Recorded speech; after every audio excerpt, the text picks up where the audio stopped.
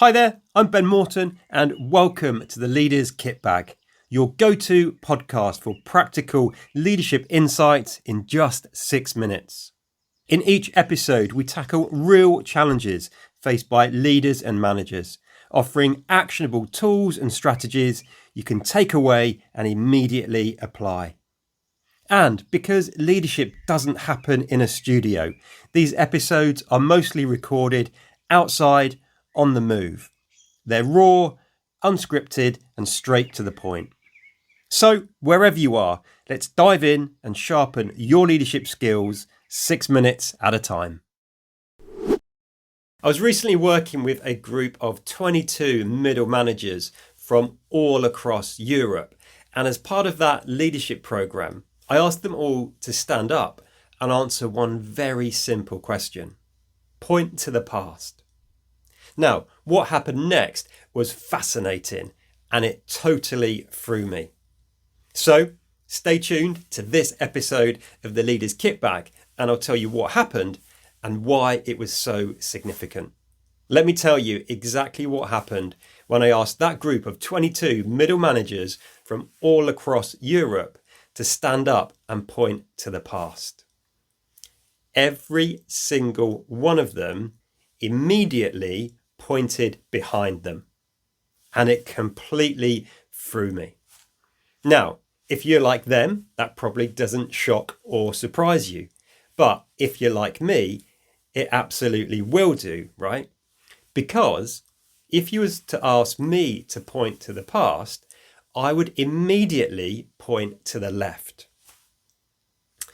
What that experience showed me was that all 22 of those managers have what we call an in-time orientation. In-time people, when asked that question, will point to the past because they see the past behind them and the future is laid out in front of them. But they see time much more immersively. The time's in front of them, or time is in front of them, but not necessarily in a linear, ordered, structured format. Now, this isn't necessarily a leadership flaw or a leadership strength, but it is a really powerful group dynamic. And our time orientation affects how we see and perceive time, how we plan and structure our days, and it affects how flexible or dynamic we are. So both in time, how the people on that leadership program experience time is useful. And if you are a through time person like myself, where you see time laid out in front of you, almost like you're looking at a calendar or timeline with the past on the left and the future on the right, that also has amazing strengths.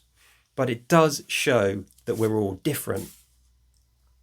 Now, this is something new for me that I'm really enjoying exploring and learning about. But one of the challenges I have is I can't find any data yet that gives us an indication of what percentage of people have an in-time preference, those who see the past behind them and the future in front of them, and what percentage of people have a through-time orientation, where they see time laid out in front of them as on a timeline.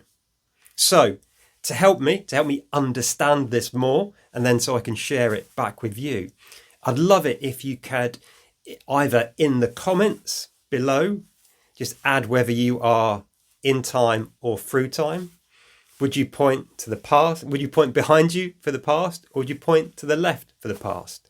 Or you can click the link in the show notes wherever you happen to be watching this and just answer one simple question for me, saying whether you are in time or through time. I really am fascinated by this and curious and intrigued to learn more about which of us have which sort of preference.